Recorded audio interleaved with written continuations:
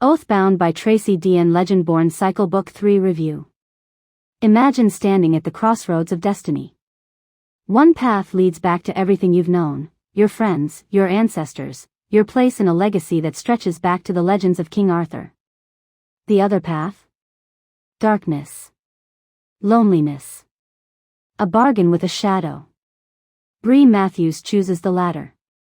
In Oathbound, the third book of Tracy Deonn's Legendborn Cycle, we return to a dazzling, dangerous world where southern black girl magic collides with Arthurian legend, where secret societies clash with demon kings, and where one young woman must decide whether binding herself to a monster is the only way to save the ones she loves. This is not just a fantasy novel, it's a saga about power, grief, loyalty, and the chains of history. So sit back, and let's dive deep into this extraordinary continuation of Bree Matthews' journey. Where we begin. When Oathbound opens, Bree is alone. She's severed herself from the Legendborn Order, cut her ancestral ties, and walked away from her friends.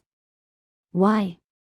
Because her power, the power of King Arthur's bloodline and her rootcraft inheritance, comes with a cost so high, so terrifying, that even she can't risk it. To keep her friends safe, Bree exiles herself. And yet, exile doesn't mean freedom. She is oathbound.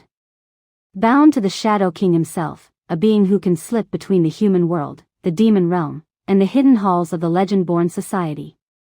In exchange for training that might finally help Bree wield her overwhelming, unstable magic, she has struck a bargain. But bargains with monsters are never free. And this one demands more of Bree than she can possibly foresee. The Shadow's bargain.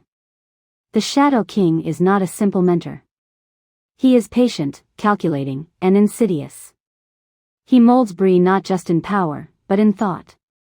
To be his protégé means to question where her loyalties truly lie. Every lesson is a temptation. Every moment of training makes Bree ask, who am I becoming? And at what cost?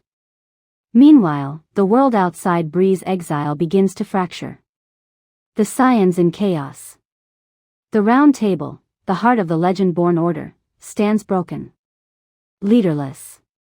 Divided. Selwyn, the Kingsmage, is missing. Nick, the scion of Arthur, has invoked an ancient law demanding an audience with the High Council of Regents. But instead of listening, the regents do what they do best. They imprison him. Nick is more than a prisoner, though. He is a ticking storm, holding secrets that could shatter everything the Order believes in. And as the scions struggle to hold their ground, war looms closer. Kidnapping spread across the land. Merlins are found dead. The Order is bleeding. And Bree? Bree is not there to help them. But no matter how far she runs, the past has sharp teeth. And it will always find her. Themes at the core.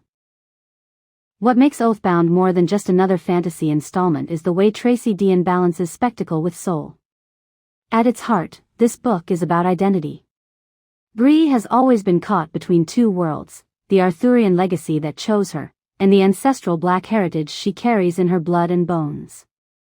Her choice to sever herself is both rebellion and protection, but also a question of who she will be when both sides demand her loyalty. It's also about power. Power that isolates. Power that corrupts. Power that demands sacrifices that no one should ever be forced to make. And then, there's grief. Grief that haunts Bree's choices. Grief that isolates her even more than magic. Tracy Deonn doesn't shy away from showing how grief reshapes people, how it drives them to bargains they might never have made otherwise. But perhaps the most striking theme is oath and bond. What does it mean to be oathbound? Is an oath strength, or a prison? The emotional core. As Bree struggles, we feel her loneliness. She's cut herself away from her found family. She's bound to someone she cannot trust. And the people she loves most, Selwyn, Nick, Alice, are slipping away in their own battles. Every scene thrums with that ache of disconnection. It's not just about magic and monsters. It's about being young, scared, and carrying burdens too heavy for one person to bear. This is where Deonn shines. She writes magic, yes. Epic battles, yes. But beneath it all is an emotional truth so raw it feels like standing in Bree's shoes. The expanding world. One of the most exciting parts of Oathbound is how it expands the Legendborn world. We dive deeper into the structures of the Order, its fractured politics, and its history. We learn more about the Merlins, those enigmatic keepers of power, and their shocking vulnerability. And through Bree's bond with the Shadow King, we glimpse the darker realms, the demon underworld, where shadows breathe and bargains shape destiny. The mythology grows richer. The stakes grow higher. And the questions? They only multiply. The tension builds.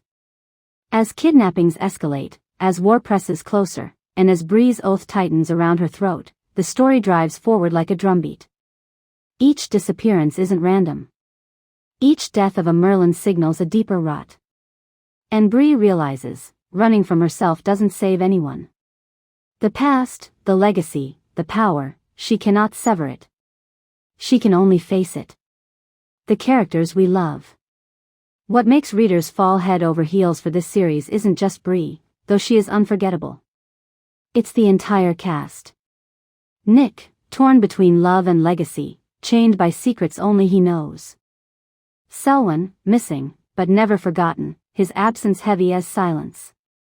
Alice, fierce, loyal, and unwilling to let Bree vanish without a fight. The Scions, fractured but still standing, each one caught in the gears of destiny.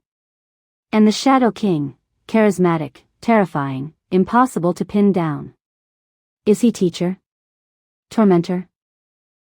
Something in between? These characters breathe. They bleed. They remind us that even in a story of magic and myth, the heart always beats loudest. Tracy Deonn's craft. Let's pause for a moment. Tracy Deonn is a master storyteller. Her writing is lush, lyrical, and precise. She blends modern settings with ancient myth so seamlessly that you almost forget King Arthur's legend didn't originate in the Carolinas. She also grounds fantasy in lived reality. Bree's experience as a young black woman in America doesn't vanish when magic enters the room. It deepens it. It complicates it. It matters. This is what makes Legendborn more than escapist fantasy. It's fantasy that reflects the world we live in, its grief, its injustice, its beauty, its resilience. Why Oathbound matters. So why should you read Oathbound? Because it is both epic and intimate. Because it asks hard questions about identity, loyalty, and sacrifice. Because it doesn't flinch from showing how power can corrupt. But also how love, friendship, and courage can rebuild. And because Bree Matthews is a heroine unlike any other. She is flawed. She is powerful. She is haunted. And she is unforgettable. At the end of the day, Oathbound is not just a fantasy novel. It is a journey into the shadows we fear, the bargains we make with ourselves, and the oaths that bind us tighter than chains. Tracy Deonn continues to build a saga that will echo in readers' hearts for years to come. And as Bree Matthews takes her next steps into the unknown, one thing is certain, her story is far from over.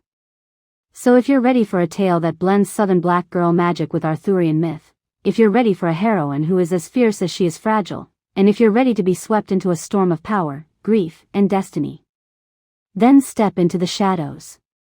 Pick up Oathbound. And prepare to be bound yourself. That's the story of Oathbound, Legendborn Cycle number 3, by Tracy Deonn. If you've read the book, let me know your thoughts in the comments. And if you haven't, well, maybe it's time you answered the call of destiny.